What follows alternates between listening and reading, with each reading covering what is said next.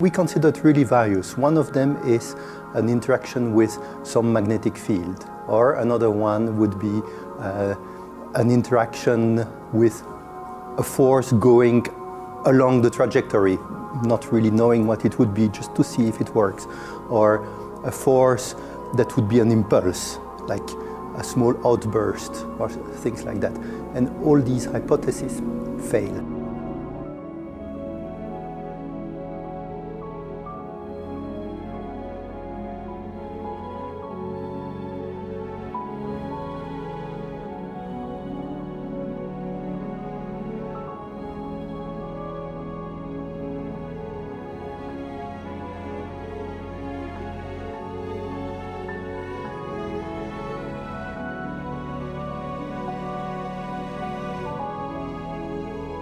We really need to wait for the next one to start making comparisons.